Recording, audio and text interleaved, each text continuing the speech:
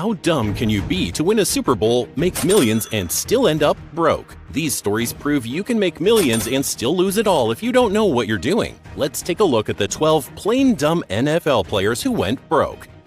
Number 12, Chris McAllister.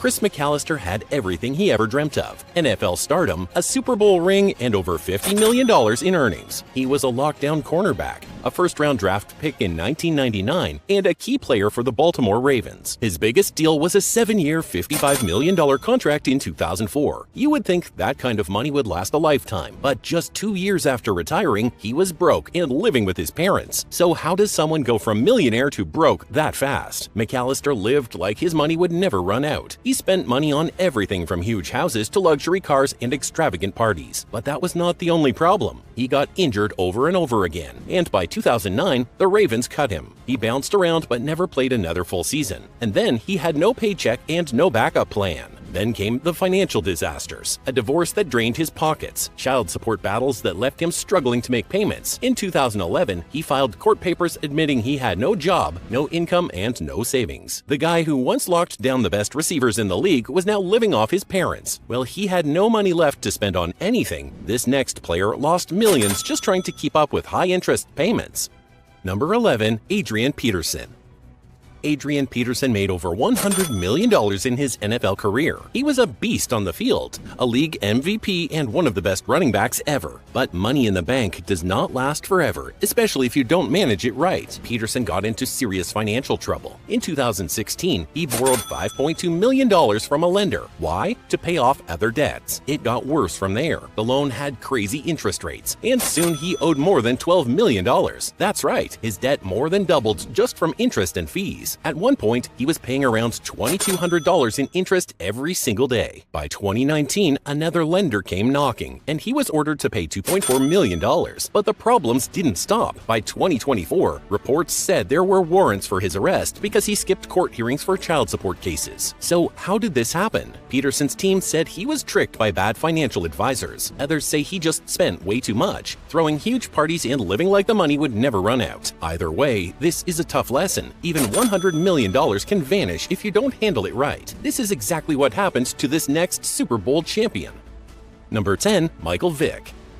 If you remember or not, Michael Vick was one of the biggest names in football. He had a $130 million contract, made millions more from endorsements, and changed the way quarterbacks played the game. But in just a few years, his entire life and bank account fell apart. In 2007, Vick was caught running a dogfighting ring. It was bad press, yes, but it was also a federal crime. He lost his NFL contract and endorsement deals, and was sent to prison for 23 months. While locked up, he still had bills to pay. Houses, cars, lawyers, it all added up fast. By the time he got out, he was deep in debt. In 2008, he filed for bankruptcy, saying he owed between $10 and $50 million. The Atlanta Falcons even sued him to get back $3.75 million from his old contract. It was a total financial disaster. Vick did manage a comeback. He returned to the NFL, signed a $100 million deal with the Eagles, and tried to rebuild. But by 2024, he was still dealing with unpaid debts. 3 lenders even tried to force him into bankruptcy again over a $500,000 loan he never paid back. Vick made millions, lost millions, made millions again, and still ended up in financial trouble. If this doesn't prove money can disappear fast, nothing does.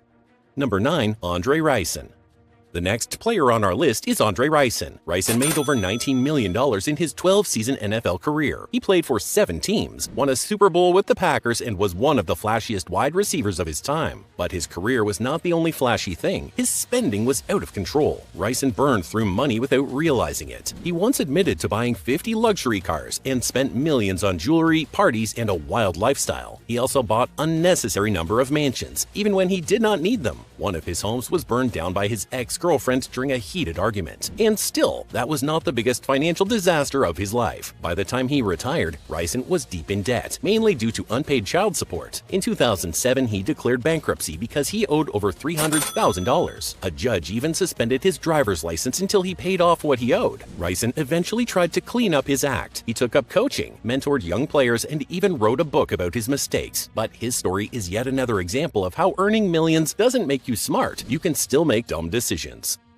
Number 8, Clinton Portis. Clinton Portis made over $43 million in his NFL career. He was a star running back, known for his crazy press conferences and unique outfits. But once the games were over, that's when his money problems started. Portis trusted the wrong people with his money. He put millions into so-called safe investments that turned out to be anything but safe. His financial advisors made risky moves, and before he knew it, most of his fortune was gone. And when he tried to get answers, they ignored him. That's when things got really bad. In 2013, Portis was so furious about losing his money that he actually sat outside an office building with a gun, waiting for the men who lost his fortune. He later admitted he was ready to kill them. Luckily, a friend talked him down before he did something that could have cost him his freedom too. As if losing millions was not enough, he also owed over $400,000 in child support, nearly $300,000 in casino debts, and almost $400,000 to the IRS. By 2015, he was bankrupt. Then came another blow. In 2019, he was caught in a scheme that scammed the NFL's health program for fake medical claims. He was sentenced to 6 months in prison. So, Portis went from one of the NFL's top-paid players to completely broke, all because of bad decisions and bad money management. But still, he was a tiny bit lucky for spending only half a year in prison, unlike this next player who lost 7 years of his life while sitting in a cell. Number 7. Mark Ingram Sr. Mark Ingram Sr. was a standout wide receiver. He helped the New York Giants clinch a Super Bowl win in 1991, but his post-NFL life was not exactly what he had expected. In 2008, he was sentenced to over 7 years in prison for bank fraud and money laundering. Not only that, he was supposed to start his sentence in December 2008, but asked for a delay to watch his son, Mark Ingram Jr., play in the Sugar Bowl. When the judge said no, Ingram Sr. went on the run. Authorities found him a month later in a Michigan hotel, just hours before the game, watching the pregame show on TV. This stunt earned him an extra 2 years behind bars. In total, Ingram Sr. served about 9 years in prison, missing many of his son's college football milestones. He was released in 2015, but at least when Ingram got out, his debts were mostly to the justice system, not to endless bills and bad investments like this next player on our list. Number 6. Vince Young. Vince Young was supposed to be a superstar. He led Texas to a national championship, got picked 3rd overall in the 2006 NFL Draft, and made about $35 million in his career. But instead of setting himself up for life, he burned through his fortune without realizing it. Let's start with the basics. Young had a $26 million contract with the Titans and even more money from endorsements. But he spent like the cash would never stop flowing. He once bought every seat on a Southwest flight just because he wanted privacy. He dropped $15,000 at the Cheesecake Factory in one night. He reportedly spent $5,000 a week there. On what exactly? Nobody knows. But that was not the only problem. He took out a $1.9 million loan, and by the time he realized what happened, interest had pushed it past $2.5 million. He blamed his financial team, but by 2014, he was out of money and filed for bankruptcy. After football, Young tried to get back on his feet. He finished his degree, got a job at Texas Athletics, and even opened a steakhouse because clearly he loves food. Number 5. Warren Sapp.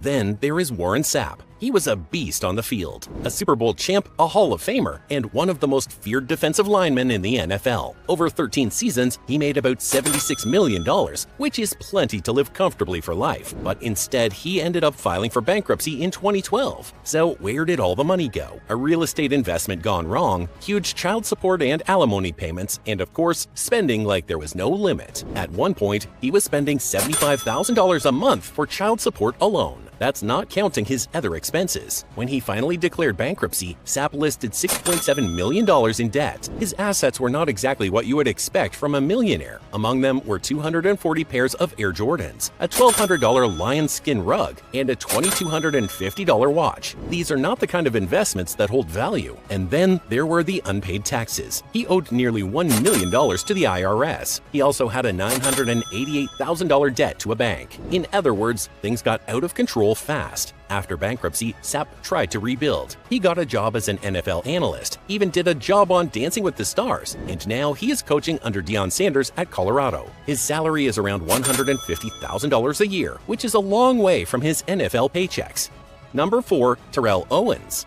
Terrell Owens was a walking highlight reel. He played 15 seasons, made $80 million, and was one of the best wide receivers in the game. But while he was winning on the field, his money was disappearing fast. One of the biggest problems was risky investments. Owens trusted the wrong people with his money, and one of the worst moves was putting $2 million into an Alabama entertainment complex, which turned out to be illegal in the state. That investment crashed, and so did his cash flow. Then there was his real estate mess. Owens bought multiple properties thinking they were great investments, but when the housing market collapsed, so did his finances. At one point, he was paying $750,000 a month just in mortgages. That's not a typo. $750K every single month. Eventually, he was forced to sell some homes at huge losses. And we cannot forget child support. Owens has 4 kids with 4 different women, and the payments added up quickly. He was paying $45,000 a month in child support, and when his NFL checks stopped coming, keeping up with those payments became impossible for him. So by 2011, he was in court trying to get the payments reduced because he was broke. But at least Owens had millions to burn through before it all fell apart. This next guy didn't have nearly as much, but still managed to end up worse off. Number 3. Bernie Kosar. We're talking about Bernie Kosar. Bernie Kosar was one of the smartest quarterbacks of his time. He led the Cleveland Browns in the late 80s, made Pro Bowls, and helped the Dallas Cowboys win a Super Bowl in 1993. Over his career, he made around $20 million, which is not as much as some guys on this list, but plenty to live comfortably. Or at least it should have been. Kosar's downfall was a mix of bad luck and bad decisions. First, he went through a brutal divorce in 2007, which cost him over $3 million. Then he put tons of money into real estate, and when the market crashed, his properties lost value fast. He also tried his hand at owning a steakhouse, but that flopped hard. It drained even more money. By 2009, Kosar was in deep trouble. He owed over $18 million, but had only $9.2 million in assets, and his bank account had just $44 left. After filing for bankruptcy, Kosar had to sell off most of his stuff just to stay afloat. From an NFL fan favorite to completely broke, his story is a hard lesson on how fast money can disappear when things go wrong. The same thing happened to this next player. Number 2. Mark Brunell. Just like every other name on this list, Mark Brunell had a solid NFL career. He was the first ever starting quarterback for the Jacksonville Jaguars, led them to multiple playoff runs, and even won a Super Bowl ring with the Saints as a backup. Over 19 seasons, he made around $70 million, which is more than enough to live comfortably for life. But instead of financial security, Brunell ended up with $24.8 million in debt. He went bankrupt in 2010. So, what went wrong? Bad real estate deals. Brunell and a few former teammates started Champion LLC, a company investing in luxury condos in Jacksonville. But when the 2008 housing market crashed, so did their investments. He lost $11 million, and worse, he had personally guaranteed many of the loans. That meant when things went south, he had to pay up, but he didn't have the money. Then came his fast food disaster. Brunell invested $9 million into 12 Whataburger franchises in Florida. He was expecting steady profits, but the locations struggled, and instead of making money, they bled cash. He took out loans to keep them running, but it was a losing battle. By 2010, the debt was overwhelming. He had $5.5 million in assets, but with nearly $25 million owed, he had no choice but to file for bankruptcy. He had to sell his Florida mansion, personal belongings, and even football memorabilia to settle debts. The inspiring thing is that Brunell didn't let it ruin him, though. He rebuilt his life, found a new career in coaching, and is now the quarterback's coach for the Detroit Lions. This is a far cry from his NFL millions, but at least he is still back on his feet. Number 1. Dermontti Dawson. Dermontti Dawson was a legend on the field, a 7-time Pro Bowler, a Hall of Famer, and at one point, the highest-paid offensive lineman in Steelers history. Over 13 seasons, he made millions, protecting quarterbacks and dominating defenses. But off the field, his financial playbook completely fell apart. After retiring, Dawson wanted to grow his fortune. He got into real estate development in his hometown of Lexington, Kentucky. It seemed like a smart move until the 2008 housing market crashed. Suddenly, his investments were not worth what he thought, and he was stuck owing way more than he could pay back. By 2010, the financial mess was too big to fix. Dawson filed for Chapter 7 bankruptcy, listing $1.4 million in assets, but a shocking $70 million in debt. That's not just tough times, that's a literal financial disaster. So what does a former Steelers great do after losing everything? He reinvented himself. Dawson moved to San Diego, California, where he took on a sales job at a promotional products company. It's not as glamorous as his NFL life, but at least he's not facing a financial disaster anymore. Even with his financial struggles, his football legacy is secure. In 2012, he was inducted into the Pro Football Hall of Fame, proving that while money comes and goes, greatness lasts forever. If there's one thing we've seen, it's that making millions is easy, but keeping it takes smart choices. These players had everything but still lost it all just because of some dumb decisions. But yes, they did make millions in the beginning. Do you know how much Super Bowl winners and even losers actually get paid? Watch our next video to find out.